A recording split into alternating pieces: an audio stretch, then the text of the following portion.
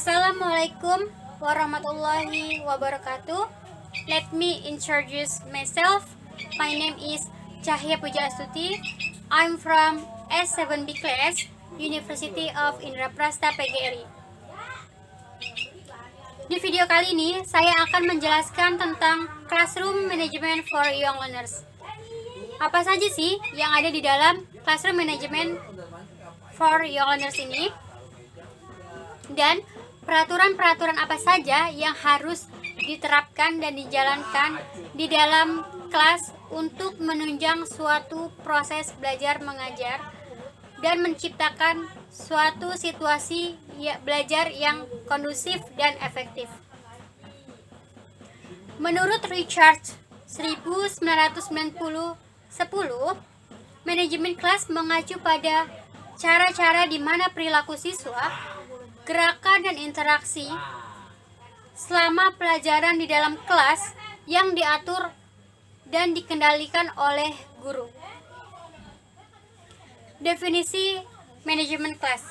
Manajemen kelas merupakan kegiatan-kegiatan yang diupayakan oleh seorang guru untuk menciptakan suatu situasi kelas yang kondusif dalam rangka pencapaian tujuan pembelajaran yang maksimal.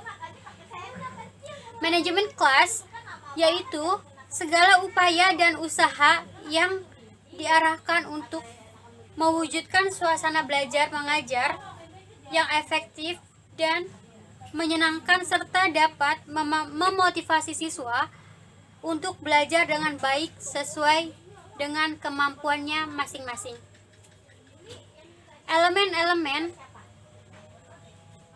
Elemen-elemen yang perlu diperhatikan dalam manajemen kelas. Yang pertama adalah elemen yang bisa diobservasi. Apa saja sih? Yang pertama yaitu penggunaan ruang kelas. Dalam proses belajar mengajar, kita memerlukan suatu ruangan kelas untuk menunjang proses belajar mengajar yang efektif dan sangat berpengaruh dalam kegiatan di dalam kelas. Selanjutnya, penggunaan waktu. Jadi, kita juga sebagai guru harus melihat penggunaan waktu. Dalam proses belajar, penggunaan waktu yang efektif itu berapa jam atau berapa lama. Jadi, penggunaan waktu yang efektif dalam belajar yaitu 8 jam. Selanjutnya, aktivitas belajar mengajar. Aktivitas belajar mengajar di dalam kelas. Jadi kita sebagai guru itu harus menciptakan aktivitas belajar di dalam kelas agar siswa mengikuti proses pembelajaran dengan bersemangat dan memotivasi diri sendiri untuk mengikuti pelajaran agar anak-anak tidak cepat membuat bosan atau tidak menciptakan keboringan di dalam suatu kelas. Selanjutnya, interaksi dan komunikasi. Di dalam suatu kelas, dalam proses belajar mengajar, kita memerlukan interaksi dan komunikasi antar guru dan siswa untuk memudahkan proses belajar mengajar. Selanjutnya, suasana di dalam kelas agar menciptakan suatu suasana yang kondusif dan efektif. Kita sebagai guru perlu menerapkan peraturan-peraturan yang kita buat sebelumnya. Selanjutnya, yang terakhir, fasilitas kelas. Di dalam suatu kelas, agar terasa nyaman, kita memerlukan fasilitas belajar seperti meja, kursi, kipas angin agar tidak terasa gerah di dalam kelas, agar mencapai suatu pembelajaran yang maksimal dan siswa dan guru memiliki kenyamanan di dalam kelas tersebut. Elemen-elemen yang kedua yaitu elemen-elemen tersembunyi. Apa saja sih? Ada faktor individual, kognitif, dan efektif. Selanjutnya, faktor kelompok dan faktor pergaulan. elemen-elemen yang ketiga, yaitu elemen inti. Elemen inti terdiri dari elemen waktu dan tempat, engagement atau efektif domain, dan yang terakhir adalah partisipan. Dalam manajemen kelas memiliki tujuan. Tujuannya yaitu yang pertama, mewujudkan situasi dan kondisi kelas yang memungkinkan peserta didik untuk mengembangkan kemampuan. Jadi, di dalam suatu proses pembelajaran mengajar di dalam kelas, kita sebagai guru dan siswa untuk menciptakan situasi dan kondisi yang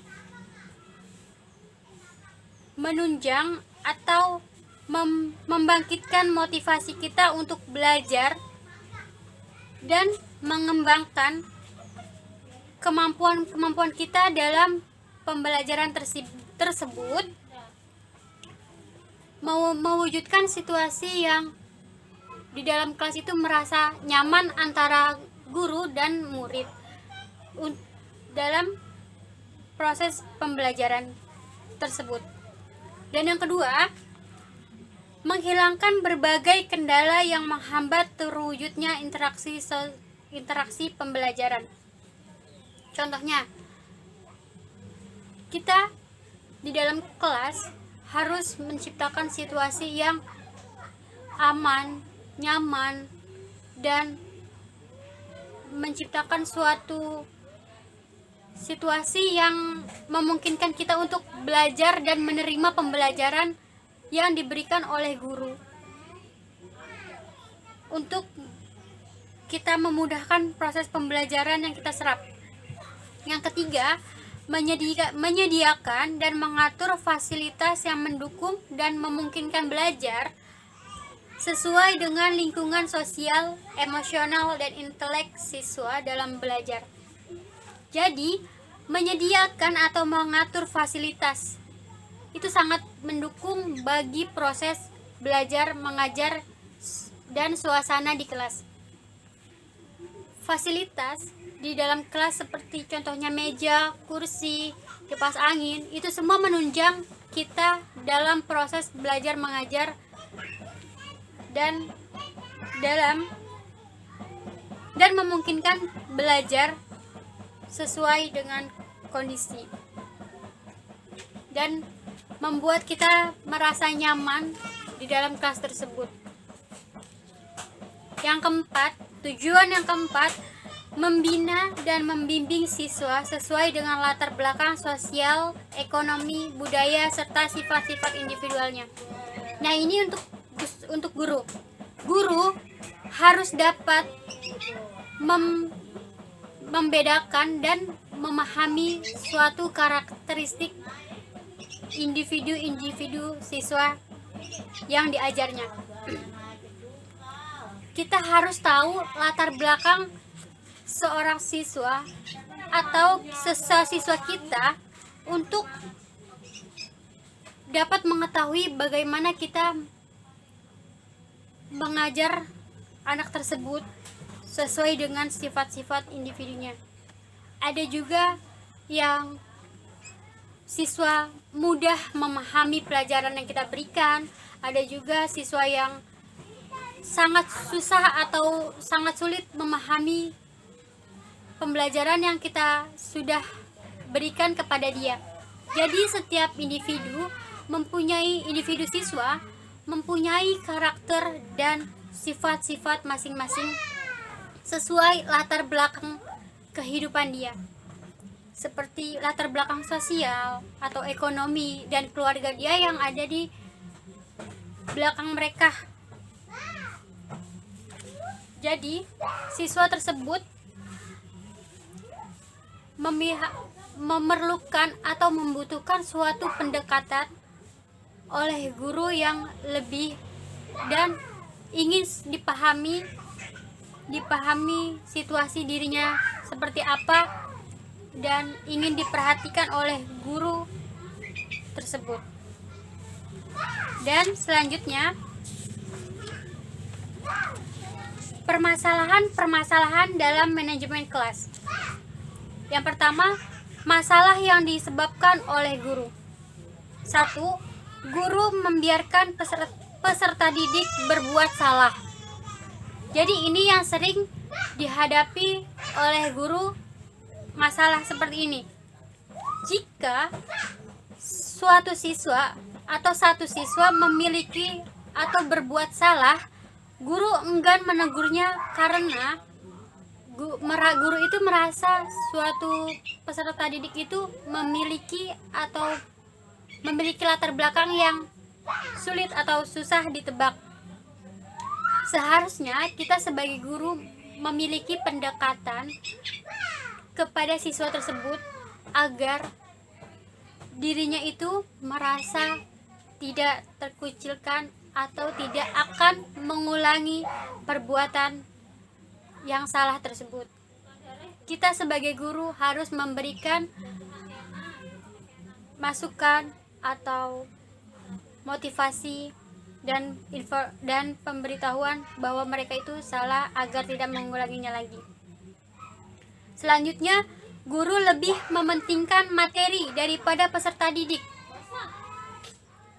Jadi, di dalam proses belajar mengajar ini, guru hanya mementingkan materi tapi tidak mementingkan peserta didik. Apakah peserta didik itu bisa menyerap materi yang kita berikan atau tidak? Karena setiap siswa memiliki sifat dan karakteristiknya masing-masing. Ada yang bisa menyerap materi dengan mudah, dan ada juga yang menyerapnya itu memproses materi kita itu lama, atau menerima materi yang kita berikan itu menanggapinya secara lama. Selanjutnya, guru kurang menghargai peserta didik. Dalam contoh arti seperti ini. Jika kita seorang guru memberikan tugas kepada peserta didik dan peserta didik itu mengerjakan tugas tetapi tugas itu salah atau kurang, disitulah seharusnya sebagai seorang guru kita memberikan masukan secara pelan agar siswa itu memiliki pemikiran bahwa kita itu kurang maksimal mengerjakan tugas. Sebagai guru, kita juga harus menghargai hasil pekerjaan peserta didik kita tersebut. Selanjutnya, guru kurang memiliki rasa humor. Ini yang lebih menjadi efek dalam pembelajaran di kelas bagi peserta didik. Jadi kurangnya rasa humor seorang guru terhadap siswa akan mengurangi motivasi belajar siswa untuk mengikuti pembelajaran atau materi yang kita berikan kepada mereka. Selanjutnya, guru gagal menjelaskan tujuan pembelajaran pada siswa. Ini juga menjadi masalah guru. Kita gagal dalam memberikan pembelajaran pada siswa, dan siswa juga gagal menerima materi yang sudah kita berikan dan gagal fokus. Selanjutnya, guru tidak memahami perbedaan individu. Ini yang menjadi masalah seorang guru. Jadi, guru itu memperlakukan semua siswa itu sama, padahal setiap siswa itu memiliki perbedaan sifat dan karakternya masing-masing. Yang B, masalah yang disebabkan oleh peserta didik, yaitu siswa yang terlalu mencari perhatian. Ada seorang siswa mencari perhatian seorang gurunya untuk hanya sekedar untuk dilihat bahwa dirinya itu memiliki atau mencari perhatian lebih kepada guru tersebut. Yang selanjutnya, siswa yang sakit. Siswa yang sakit memerlukan perhatian kita, dan kita sebagai guru harus menanyakan bagaimana keadaan dia, apakah bisa lanjut atau tidak mengikuti proses pembelajaran tersebut. Selanjutnya, siswa yang tidak mengerjakan tugas di rumah. Kita sebagai seorang guru tidak perlu untuk memarahi, tapi kita boleh menegurnya. Kenapa? Kita harus menanyakan kenapa alasan dia tidak mengerjakan tugas yang telah kita suruh. Dan selanjutnya, siswa yang pesimis dan kurang motivasi belajar. Siswa yang pesimis dan kurang motivasi belajar inilah yang harus memiliki dan kita memberikan pendekatan kepada siswa tersebut untuk mengetahui kenapa dia tidak ingin belajar atau sebagainya. Selanjutnya, masalah yang disebabkan oleh lingkungan. Masalah lingkungan rumah atau keluarga dan lingkungan tempat tinggal, lingkungan sekolah, situasi sekolah, itu semua yang menunjang kegiatan proses belajar mengajar pada diri siswa tersebut. Selanjutnya, manajemen kelas. Manajemen kelas itu membutuhkan sikap kedisiplinan suatu pada diri individual tersebut. Di dalam manajemen kelas harus menciptakan sikap disiplin. Definisi disiplin itu yaitu untuk menjaga ketertiban dan untuk menjaga kekompakan kelompok pada tugas dan bergerak maju. Tidak untuk melihat dan menghukum siswa yang berperilaku buruk. Greenwood and Parkey, 1989. Apa itu definisi di dalam kelas? Disiplin kelas adalah keadaan tertib dalam suatu kelas yang di dalamnya tergabung guru dan siswa taat pada tata tertib yang telah ditetapkan. Dirjen Ford and Dirjen Dignesman, 1996-10. Disiplin merupakan suatu pengendalian diri seseorang terhadap dalam bentuk-bentuk aturan. Disiplin merupakan sikap mental, pada hakikatnya mencerminkan rasa ketaatan dan kepatuhan yang didukung oleh kesadaran diri masing-masing individu. Disiplin sebagai upaya untuk mengatur perilaku anak dalam mencapai tujuan pendidikan. Jadi di dalam suatu manajemen kelas tersebut, sikap disiplin itu sangat-sangat diperlukan agar siswa dan guru mencapai tujuannya proses belajar mengajar di dalam kelas tersebut. Sekian penjelasan dari saya. Wassalamualaikum warahmatullahi wabarakatuh.